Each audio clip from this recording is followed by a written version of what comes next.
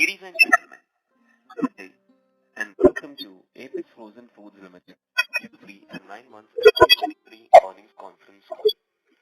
As a reminder, all participant lines will be in the listen-only mode and there will be an opportunity for you to ask questions after the presentation concludes. If you need assistance during this conference call, please signal an operator by pressing star then 0 on your touchtone phone. Please note that this conference is being recorded. I now hand the conference over to Mr. Q3FY2022-23, Managing Director and Interim CFO, Apex Frozen Foods Limited. Thank you, and over to you, sir. Thank you. Good afternoon, everyone, and thank you for joining us on the investor call for the third quarter and 9 months of the year FY23. With us on the call today is Durga Prasad from our finance team and Stellar IR Advisors, our investor relations advisor. We have uploaded the investor presentation on the website of the stock exchanges, and we hope you have had a chance to go through it. We will begin the call with key industry trends, followed by operational and financial highlights for the quarter gone by. On the demand front, demand from our major markets continues to be subdued due to inflationary pressures that are being witnessed across the world and in developed markets in particular. With specifics with regard to the U.S. markets, the inflationary pressures have caused a lift in demand as a general increase in costs has meant that profits had to be passed on to the customers. Overall, however, ready-to-eat and ready-to-cook frozen shrimp as a category is growing, and we are hopeful that the inventory build-up in the system will be clearing and giving way for fresh demand to be. Promotional activity in both retail trade channel as well as food service channels should also help in pushing the demand of the product. Currently, of course, we have the customers seeking specific requirements on the food side, but on the retail chains, we are having 2023 buying happening currently. They are asking us for and accordingly we are in the process of the upcoming financial year, basically as it starts in the month of March and as it takes us into April and May.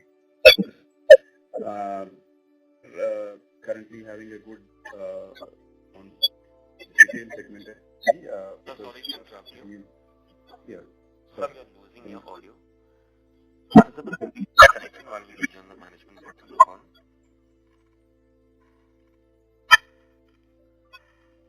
Ladies and gentlemen, thank you for your patience. We have the line for the management reconnected.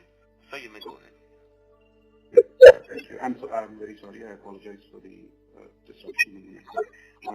As I was mentioning specifically about the U.S. market and also our current status with regard to the retail chain, we have been getting positive responses already as they are looking for newer orders and for newer product requirements, and which they are currently negotiating with us so that we can fill in their requirements for the upcoming quarters. And with regard to the EU market, business in the EU has been very steady, and in fact we have improved on that front with our volumes which we have picked up with EU, and we are very confident that we will be continuing to grow our EU market share in a much aggressive manner. However, we are still awaiting for the approval of the ready-to-eat products for the EU market, as the status remains the same as it was for the past 3 years. The positive sign, of course, is that the EU health authorities have visited India, and we are hoping that now they want to decide about approving newer facilities out of India in the next 1 to 2 months. So we are now much closer to getting our approval for our EU market with regard to ready-to-eat products. So, however, the demand from retail section of the EU market has been very steady, as we had mentioned earlier, and we are continuing to increase our EU business much better than earlier periods. With regard to the Chinese market, which was around 3% of our sales, with the opening up of the Chinese economy and the removal of the lot of COVID-related restrictions, we definitely see a revival in demand, and it is going to pick up much better over the next couple of quarters for sure, as they clear up their Chinese Spring Festival, Chinese New Year period holidays once they are getting completed later in this month. They are placing their orders also, and we are confident that it will be picking up much better over the next couple of months. On the supply side, as we had mentioned in our last call, we had challenges in procuring specific sizes of shrimp to meet our orders. This situation seems to be easing to a certain extent, and we are hoping that the harvesting of the stock that has been sown in the season, the seed which has been sown in the season, will further add to the available desired sizes for our key markets from next month onwards, from March 2023. Farm gate prices do continue to remain firm on the back of lower supply. In the backdrop of these demand and supply factors playing out, we have been seeing an easing of on several other fronts over the past 9 months, improving payment cycles from the government with regard to our stabilizing of export incentives and the receivables from the government, and all the steps we have taken from a cost and working capital cycle improvement have helped us improve our cash flow from operations. With this, we have strengthened our balance sheet by reducing debt by almost 43 crores in 9 months of 2023 from 122 crores to 122 crores as of 31st December 2023, which includes 2 crores of long-term and 120 crores of short-term borrowing. And this makes the subsequent quarter we are further reducing based on the cost of cash flows which we're having, and our receivables being received much sooner. We believe that we have definitely culminated the capability building phase with the installation of the machinery of the additional 5,000 metric tons per annum, which is regarding the ready-to-eat, with no major effects lined up, and the return ratios are likely to improve as it has in the 9 months of the current financial year, near to 10% return on equity and 12% return on the capital employed. Also, we also have had some setbacks with regard to the higher price inventories, also along with higher price raw material, which we had mentioned. It was primarily sold in the Q3 of FY2023. Now, let me now take you through some of the operational and financial highlights of the Q3 FY2023 and 9 months FY2023. Total shrimp sales in 9 months of FY2023 grew by 6% year-on-year to 10,193 metric tons, while the average realization grew by 10% year-on-year to 798 per kilo, translating into a net revenue growth of almost 16% year-on-year to 813 crores. EBITDA grew by 12% year-on-year to 82 crores due to lower finance costs. Tax at 399 million, leading to improved return ratios. Within these sales for the 9 months, our ready-to-eat segment registered a growth of 20% on year-on-year basis, from 1,912 metric tons in 9 months of FY22 to 1,305 metric tons in 9 months of FY23. Ready-to-eat product share increased to 23% versus 20%. It's an upward trend, thereby validating our decision to expand the ready-to-eat capacity from 5,000 metric tons per annum to 10,000 metric tons per annum at our new processing plant at G-Radam. In Q3 FY23, shrimp sales grew by 10% year-on-year on account of demand in key markets of USA and EU, and supply constraints in specific sizes. Profitability was impacted on account of higher raw material costs, even as global shrimp prices were tapering off, as well as I mentioned, some of the higher cost inventories which were there earlier quarters, and as well as some one-time provisioning of expenses to the tune of almost 1.5 crore. We are hopeful that the easing of inflationary pressures being seen and continues and has a positive impact on the demand centers for our products. On the supply side, we continue to remain hopeful that present upcoming harvest season actually, which is from March onwards, will ease out supply side challenges that we have been having over the past few months. That I conclude our opening remarks, and now I request the moderator to open the floor for questions. Thank you. Thank you very much. We will now begin the question and answer session. Anyone who wishes to ask a question may press star and 1 on the touchtone telephone. If you wish to remove yourself from the question queue, you may press star and 2. Participants are requested to use handsets while asking a question. Ladies and gentlemen, we will wait for a moment while the question queue assembles. Participants, you may press star and 1 to ask a question.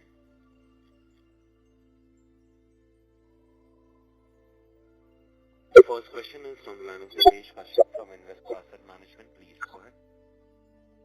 Yeah, hi sir. Can you hear me? Yes. Yeah. Sir, thanks for taking my question. I just want to understand your inventory a bit better. So you're given statements in the opening remarks. Firstly, on the gross margins, you said this is lower because you had a high cost inventory. And secondly, on the supply side, you used challenges in securing the specific side of the. So if you can please clarify the lower volumes in this quarter, was a demand side issue or supply side? We have mentioned that we did have both. One is there raw material, which was there over the past 3 months. In the Q3 of this year, which were because of the shortage of supply, as well as some of the inventories which we had from higher priced raw material of the past quarters. For example, August and December, especially our pricing was raw material pricing at that was also high, if you remember. So that was also one of the reasons there was a different profitability. The factors were these. That's what we had mentioned. So basically, you already said some inventory, right? So why the volumes were low? So it was mainly to the low demand side, but you also had the supply side issue was there. Yeah, low demand was, of course, definitely our order book has been much lesser compared to the earlier quarters of the Q3, and we are just now picking up our Q4 order book for the next for 23 years. So definitely lower demand also has restricted our volumes which we could sell.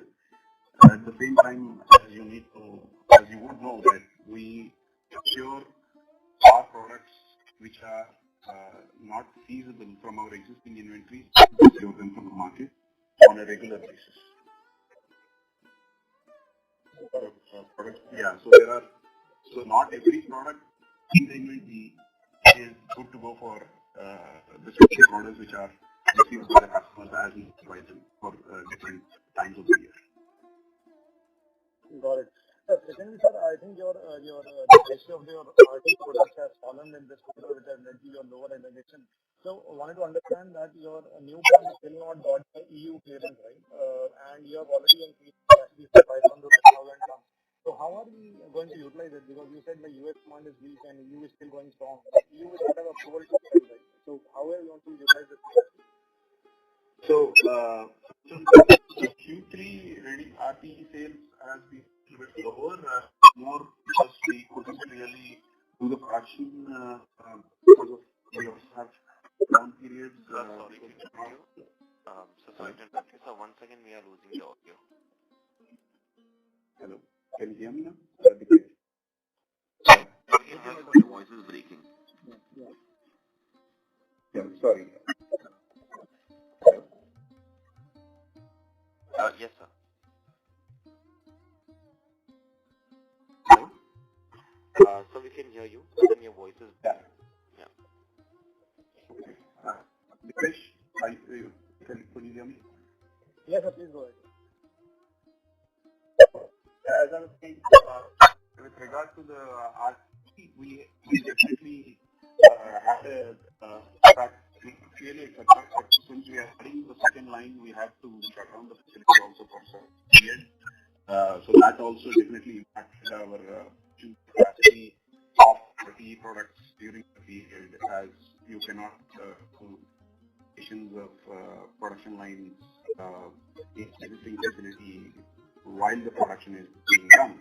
So that definitely has hampered our Q3 production ability. It has been restored to normalcy in Q4 as we are planning to start our trial also towards the end of this month, especially in March, we are going to do a trial.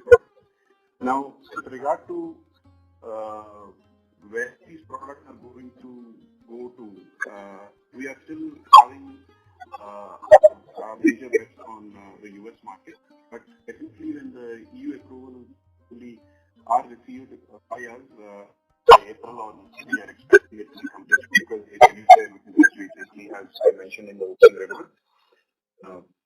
We are expecting that once the approvals are received, we will also be diversifying to the EU market, to the RTE products. But however, we are very confident that we would be utilizing the minimum of 5,000 metric tons for the US market alone. On that, it is spread and it is split between the US and other states too. So, except the Q3 period of Q4, because of because we were adding the additional line and production cannot be continued. Because of that, we have had some shortage of production done in which definitely affected our shipment volumes of Q3. Got it, sir. Lastly, sir, if you can just comment on how the first crop is looking like, if you can give a YOY comparison. Yes, with regard to the first crop, we have had basically all the farmers very enthusiastic with regard to their pricing, farm gate pricing being very stable, and so they have been stocking the seed in a very aggressive manner, not only just in Andhra Pradesh, this time because of the areas in West Bengal and Orissa which did not go for second crop in the calendar year 2022, have also gone for an early first crop this year in 2023 compared to the earlier years because they were having ponds basically for a significant period towards the end of 2022 as they didn't go for second crop. So all put together,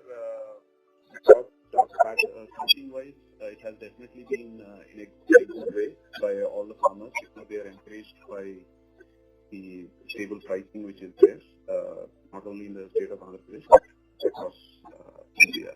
So something-wise, it is good. So we are quite positive about supply moving in the month of March, starting with smaller sizes and subsequently moving on to medium and larger sizes too. But we also expect medium and larger sizes from other states, not just from Andhra Pradesh, but other states also towards the end of March. So that way, we are quite positive about the upcoming crop, first crop of 2023 calendar year. Great to hear that. Thank you and all the best. Thank you. Ladies and gentlemen, you must press star and 1 to ask a question.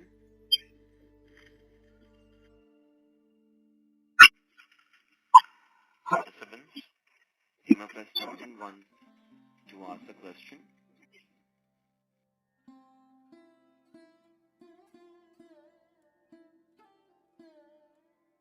The next question is from the line of from Interest Equities. Please go ahead. Hello, sir. Yes. For the opportunity. Wanted to understand the inventory bit a little bit more.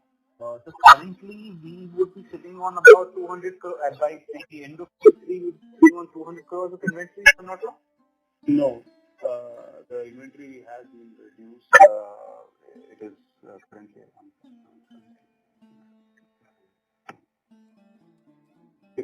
roughly around 170 or 175 crores currently. It has been reduced.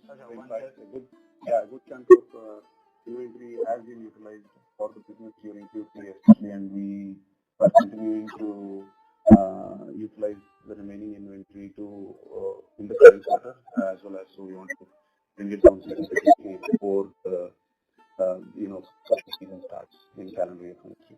So we are putting in all our efforts.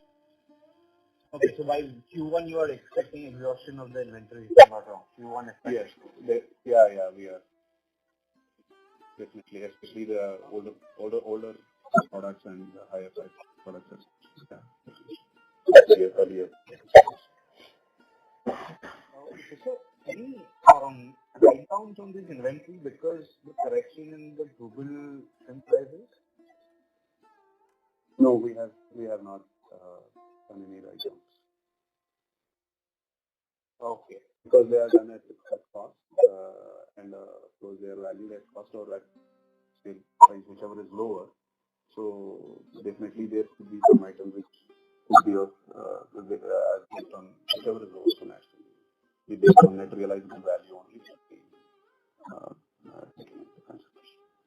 Okay, so this is actually at net realizable value only. Yes. Okay. So finally, on your receivables, trade receivables, as of now, what would you find there? Trade receivables? Yes. It is data. You mean the data days are Yes. 55 days.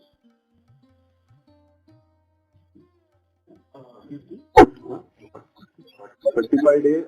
Plus the credit. So this is 45 days. So 45 days.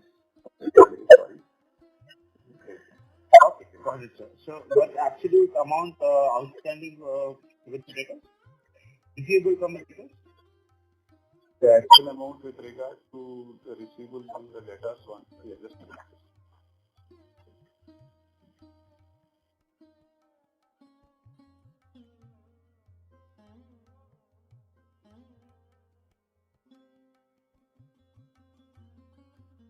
Didn't we have any follow-up Yeah, questions? just a minute. It's 129 crores. Hello? 129 crores. Okay. So the last question from my side about the Chinese market. In December, there was a fear going around in the industry that many shipments which had gone to the Chinese market, they were refused and the discount on the prices were asked by the Chinese producers. And Indian exporters, because they don't have a presence in the domestic market as a domestic back office in China, they were forced to take these cuts, if you call them, on their absolute value per container. Was there any truth to that, and how is the situation now? Well, that situation was there, but for our company, as you know, we are present in the Chinese market, even though it is in the low, around very low percentage. But we didn't have much of an impact because of that. But yes, our company also did give a little bit of discounts in on-few shipments, but majority of the shipments were done without any discounts.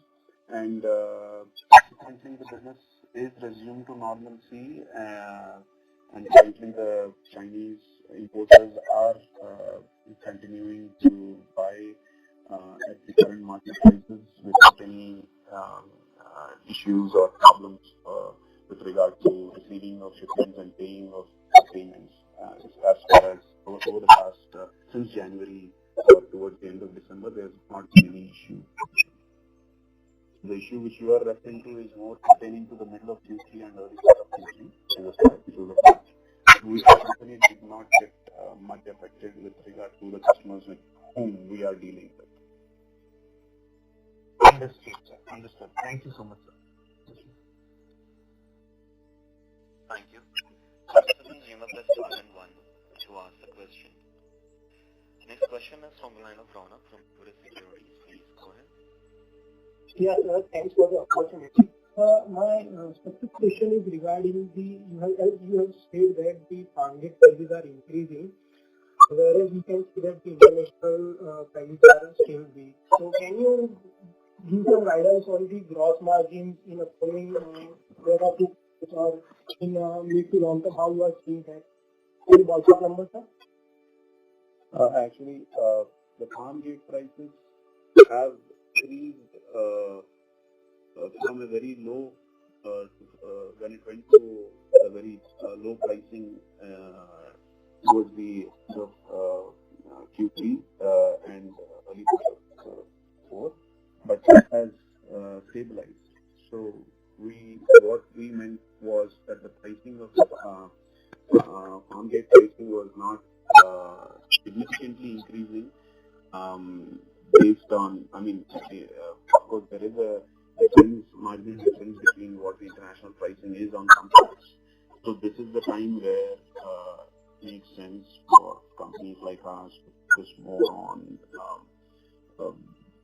definitely our game plan of doing more of value-added products definitely helps us out because doing commodity products doesn't really support with these increased market prices. But definitely they have increased from a very low point which they have gone to, and now they have stabilized to a level that they are very enthusiastic prices for the farmers also to go for good season. With regard to gross margins, specifically, we don't expect it to be significantly dropping and compared to our earlier quarters, and it is going to maintain around the same levels. Okay, sir, got it. And the second question is regarding, sir, in latest budget, the government has announced some policies. So are we seeing any benefits which can be flow into the future of our company? Well, the budget announcements, of course, basically were mainly for duty concessions with regard to import of inputs into the hatchery and feed industry, shrimp feed industry. Yes, so definitely those benefits will impact in the costing of it. In a positive manner, it should be affecting to that extent. It is not that all the inputs which are used in the hatchery and the feed sector, even though we are not into the feed, but on a general basis, it's not that all the inputs are imported.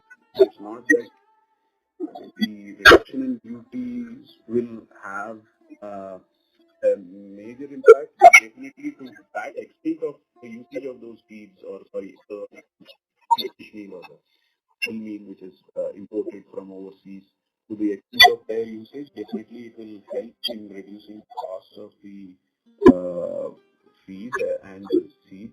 And we are quite positive that it will definitely help the primary producers going forward. But as I mentioned, it is not that most of all the costs involved in the hatchery and the feed are not at concession. It's only the imported inputs which are of a minor percentage. Which impact will be shown for sure. We are positive of that part as they take effect, and as the newer consignments make into the country, definitely it will help in reduction of cost and thereby cost savings. Unless there is any other adverse any cost savings, definitely we are hopeful will be passed on to the primary producers or farmers, and they will benefit out of that. And thereby we can remain competitive in the global market when suppose the cost savings are passed on to the customers and consumers thereafter. Very well, sir. Very well. Thank you, sir. Thank you. Thank you. A reminder to all the participants, you may press star and 1 to ask a question. Next question is from the line of Concall from Dimensional Securities. Please go ahead. Hello. So I have two questions. One is if you could provide some guidance on the utilization levels for the next year, given the overall demand scenario. scenario? And secondly, if you could provide a breakup of revenues customer-wise, like from restaurants, retail chains, and distributors. Yeah, sure. With regard to the utilization part of next year, we are nearing completion of our addition of our ready-to-eat line. Ready-to-eat line towards the end of this month, and we are starting our trial production towards the end of this month, and we'll be taking it up more aggressively in March. We are currently 9 months, of course, we have utilized 47% of our capacity, total capacity. But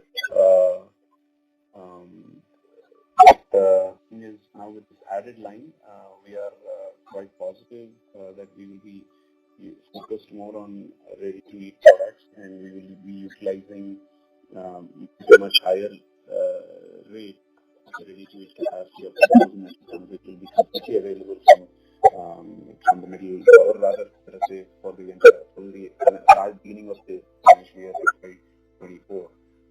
So we are quite positive of utilizing them, and our focus will be to increase the utilization more in the ready-to-eat and higher value products, even if it is at the cost of reduction in capacity utilization of ready-to-cook, so that we can not only look at revenue earnings of the company, but also the margin retaining as well as expansion in the margin growth. So we are quite positive, and we are also very aggressive about the upcoming crop. So definitely we are positive with regard to the capacity utilization, which will be not just split. Of course, USA will remain our major market to support such capacity utilization. However, we will significantly be increasing our other market shares too, EU as well as other markets, not just China and other markets also. So we are quite positive about with regard to these changes which are being done in our infrastructure within our facilities, main facilities, as well as the supply side scenario.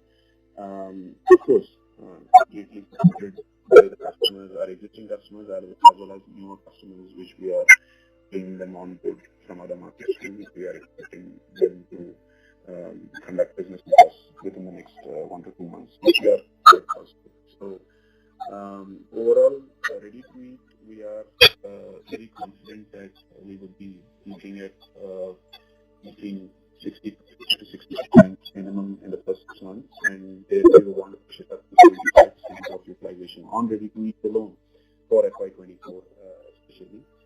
We are quite positive on that. So even as I mentioned, even if it is at lesser utilization of ready-to-cook, because in the whole interest of the company, we feel we should utilize more of ready-to-cook. That is on that part.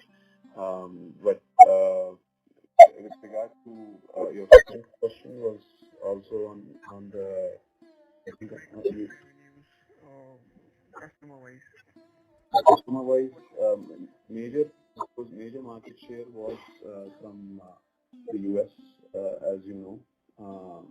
But within both retail and food service, currently we are in this year, FY23, we have been having it between both retail and food service customers. Food service, mainly restaurant chains, that goes through their distributors. It was almost half and half. Mainly in the US market, but in the EU market, the business what we do in the EU, majority has been retail. Almost 70% has been retail. I think around 35% only has been service in the EU market. But in the US, it was almost 50%, so divided. And this year, we feel we are confident based on the interest what we got from our customers that we will be able to increase our retail business much further this year. So we are, of course, we are not prioritizing one over the other. Definitely, we are bringing our efforts to improvise the overall volumes split between the retail channels as well as the restaurants, food service sector also. So we are bringing our efforts to increase on both sides. But on the EU side, we are somehow more positive and more inclined towards retail.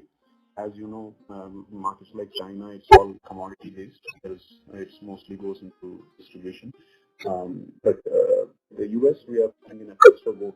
So we are maybe some parts of the year, depending on the seasonal consumption, retail could be much higher. But during summer, when the sales are more through the restaurants, food service also. But overall, it is split between both of them for us. Okay. And by when do you see the EBITDA margins going to be 11, 12% plus?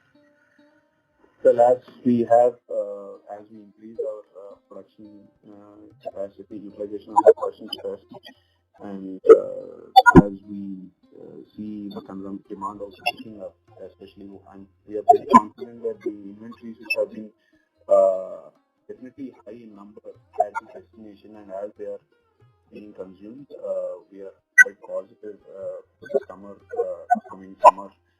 Definitely, we are expecting this to be more stable. Of course, even though the product supply is also there, but mainly the inventories as they ease out, which is, I think, we expect another 2 months. But the summer of USA and European markets definitely is a good, will give a boost for sure for consumption in general, and we are expecting demand also to pick up.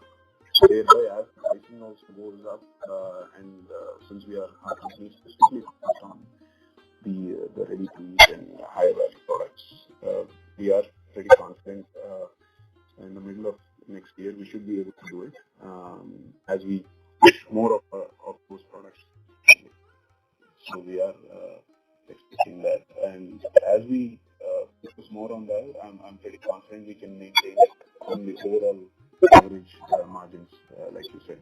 But it depends how soon we are able to move most of our share to ready-to-eat and more to value-added, higher value products, more towards the middle of the next year. Understood. Thank you. Thank you. Ladies and gentlemen, you may press star and 1 to ask a question.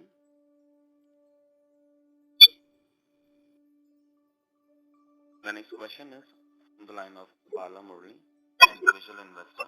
Please go ahead. Hi, good morning, sir. So I would like to ask a question regarding this ready-to-eat segment. So this quarter we have seen a significant. Bala, sorry to interrupt you. May I request you to speak and answer, please? Yeah. Regarding the ready-to-eat segment, in this quarter we have seen a significant drop in the volumes. So going forward, how it will be and how even upcoming day also coming. So is it possible to increase the volumes? No, yeah.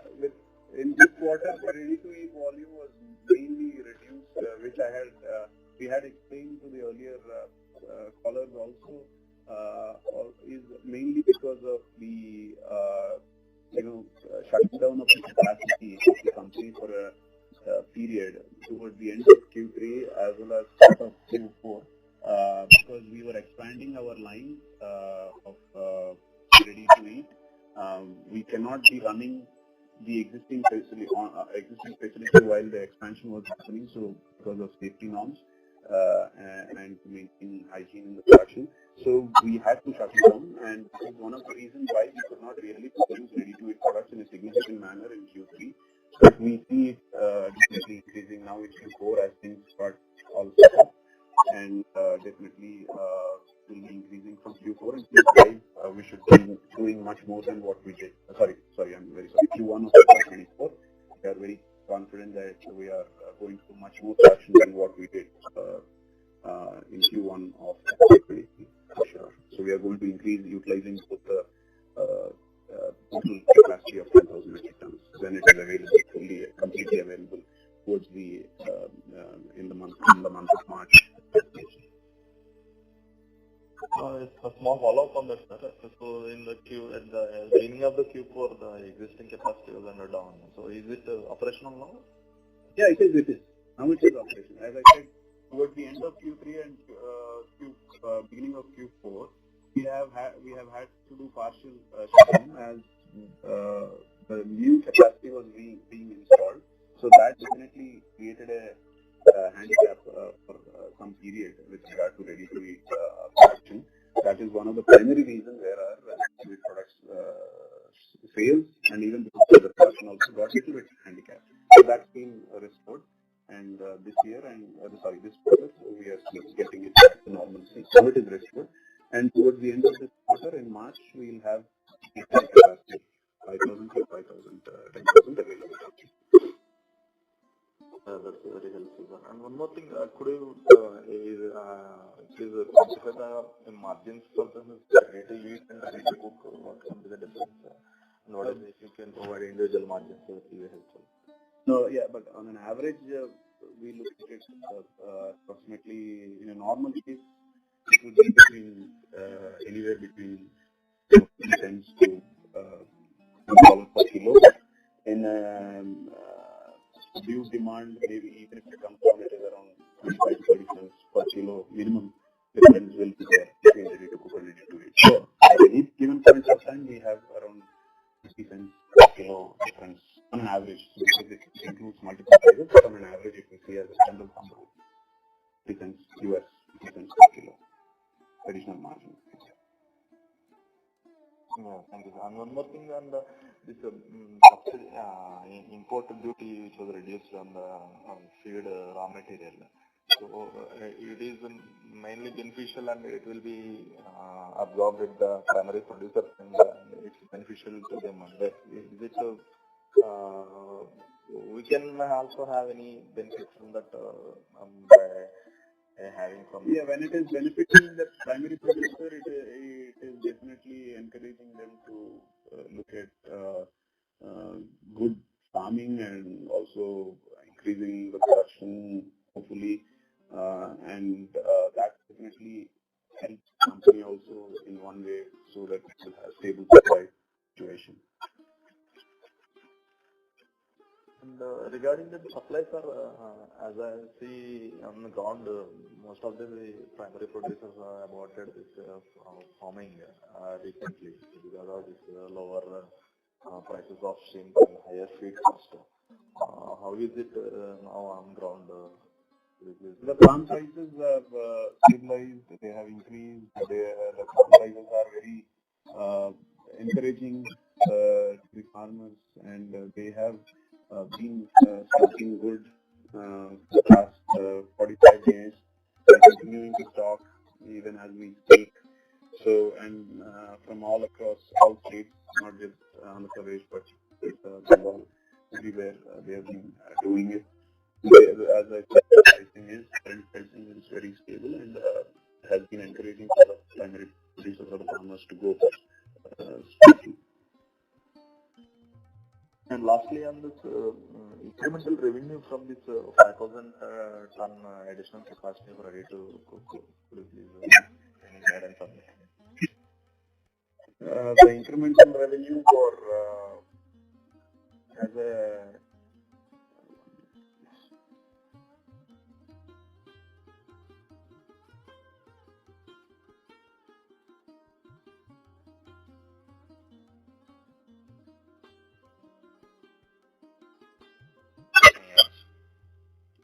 yeah, sorry. Hello. Yes, sir. Go ahead. Yeah. So the incremental revenue with regard to that, if we utilize the 50% of the additional capacity, approximately that gives us additional around 200 crores of revenue on export sales alone if we are utilizing in the first year, and thereafter it is going to be much higher for sure. But we see an incremental revenue of minimum of 200 crores only to that aspect. Thank you. Sorry to interrupt you. I'll request the number to join the queue for a follow-up question.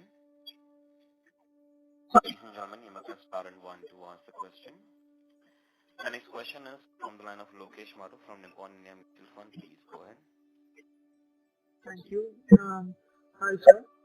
Wanted to understand from you the trajectory for farm gate prices on one hand and the realizations in the US on the other hand. As in, if you provide some trajectory for last 2 months, how things have been panning out on these pricing fronts, or maybe as an example, could be 50 pieces of kg for that category of shrimps. Could you help with some numbers to understand, what was the scenario back in August, how it turned out, what was the bottom of these prices on farm gate side and the realization front, maybe anywhere in October and eventually and now where they are. It would just help, understand the scenario of it. Yeah, I think specifically on a specific prices that you said, how the pricing moved on with regards to the raw material over the past 3 to 4 months and as well as sale prices. I think we would provide that information offline if that's okay. We will put it in provide and also we'll make it available along with the in the transcript if that's okay. I'll provide it to you offline. Sure, sir. Another question is on viability. So there is on the farmer side, there is this aspect of prices moving in, cost for them moving up. So from here on forward, but like there is that basic understanding that once the pond is done, there is a stickiness of a farmer to stick to producing shrimp in general. So going forward, how do you see the industry planning out? What are the levers which could play out to make this ecosystem sustainable, right, in long term, rather than so realizations, like we see in historical realizations, they are quite sticky at $9-10 range, right? It's only once in some 4-5 years that we'll see that going up due to some unforeseen supply side event, right? So, if realizations are the same and input costs go up in a way, like feed players keep increase prices due to their input prices and so on. How do you see the industry stabilizing in medium term, short term, and what will drive this industry towards a sustainable growth path in long term? Okay. Yeah. First thing is not every cost at the farm is attributed to feed cost alone, with on the production side, on the raw material side, because there are also costs related to land lease or power electricity costs, and last but not the least, one of the major factors which plays a role in the cost of production at the farm is also disease, because if the survivability of the shrimp or the fish in the pond is low, naturally the costs would accordingly be going up on a per kilo basis. Whereas if survivability is reasonable or as per expectations, definitely the cost of production is much lower, even in increased feed costs. Example, as you mentioned, feed. Now, as I mentioned to few other callers about the indirect benefit which the farmers get is in the reduction of the duties of the inputs. Even though those inputs are not the major components in the feed manufacturing or the seed manufacturing, they are part of those part of many inputs. Definitely that cost could be passed on, subject to overall conditions, which will be passed on, and cost reduction could be foreseen among the farmers as the new reduced price inputs come, the newer inputs come into the country. That is one part. But main part is land lease has increased significantly over the past few years, and also, as I said, as the survivability reduces or the mortality increases because of disease, that plays a very key role And currently, of course, the government bodies which are also very focused on this sector are also looking at disease management and disease control programs. Hopefully, they yield some results, if not in the short term, but at least medium term, and thereby giving us, some guaranteed results and guaranteed crops, where a good survival is being maintained. Definitely brings down our cost of production at the farm level, thereby keeping India's shrimp products to be more competitive across the world, and at the same time, getting to your question about $9 to $10 on an average, that has also got to do with how much of products we are doing of the lower value, or rather, lower value means need in the lower sizes. It needn't be smaller sizes. It can also be the same for products. If our company's production was dominated by 20% to say commodity markets, I don't want to mention any specific country's name, but commodity markets where the low price value is very low, it wouldn't even have been $9. It would have been even much lower, the average value. So it depends on how much we are doing. That plays a role. The costing front, as I said, the major factor which plays at the production level is also survivability, and not just heat, but also electricity, which is there, the lease rate, land lease rate. They all play a role, and added to all this, finally, the survival doesn't happen. Definitely increases the cost of production to the farmer, beyond 250, 300 rupees per kilo. I'm just giving an average number. Typically, the farm is targeted for cost of production of around 200 to 250 rupees, and in a market scenario where pricing is 300 to 350, or definitely that margin also is maintained at the primary producer's level, and it will be continue to be encouraging them to continue production. So because it is definitely a worthwhile activity for them when they get good results. So that is the situation with regard to the supply side. Now, with regard to our products, as I mentioned, with regard to the products what the company produces, how much percentage we are able to diversify more into higher value definitely increases ours from 9 to 10. It could also be increasing it to $10 to $11 per kilo, or $11 to $12 per kilo. Depends on how much percentage of our production or how much percentage of our sales is being focused in that direction. Definitely. And I mean, as I said, we continue to have our main focus on commodity, it will even come down to $8, $8.5 on average.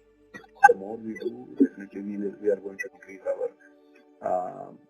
average realization price, so make it higher. So this is both on the supply side, it is the costing which is greatly influenced by the the mortality of the shrimp in the pond, primarily because of disease, and of course the government is also focused on those aspects. And on the sales side, on the market, on our sales side for our company, also it is mainly dependent on how much volumes of higher value products which we are using, which we have been advocating since many years. We have been telling the more we give a push for such products, the better it should be for us. So for any company as such. So, the new crop which farmers have gone for in January, so expansion basically is for survivability to go up. Is that the farmers would have stocked less per square meter? That is the expectation going forward, right? That was the expectation when they were planning to stop, but we heard mixed news. We didn't hear everybody reducing their stocking number.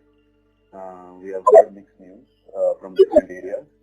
Some of them, they felt very encouraged with increased raw material pricing, and they just went ahead with their older practices. We also heard some areas definitely have made a huge correction in the amount of stocking which they were doing in that month, and they reduced the frequency. Their idea is to grow to larger sizes.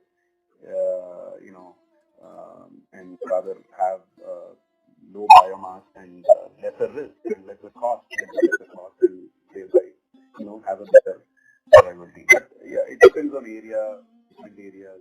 Even in one state or one district, the strategies are different farmers. That's why I said we have had mixed news this year. I mean, different types of some change their strategy. Some went ahead with their older methods of farming. They did not change their strategy. So it is a different scenario. So we should see how each one of them results. Because weather also plays a good role. Typically, around this year, the weather gets hotter, warmer rather, but it's different now. So we should see they are having good growth so far. The feedback what we received so far, and of course there are some more good number of farmers who are still continuing to stock seed.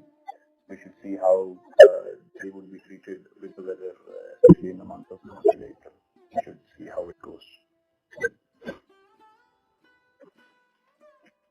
Thank you. On the line for the participant round. Ladies and gentlemen, you may press star and 1 to ask the question.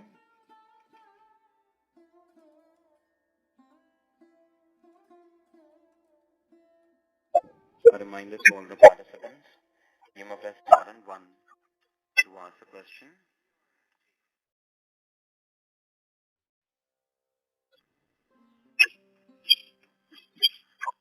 Ladies and gentlemen, that was the last question. I now hand the conference over to Mr. Karuturi for closing comments. Yeah, thank you. Thank you one and all for giving it to our quarterly call of Q3FY2023 and 9 months FY2023. And for any other queries, please direct your emails to ir@apexfrozenfoods.com, and also you may always reach out to our IR advisors. Thank you very much. And okay. Thank you very much. On behalf of Apex Frozen Foods Limited, that concludes this conference. Thank you for joining us. You may now disconnect your lines. Thank you. Please subscribe and press the bell icon to never miss another update.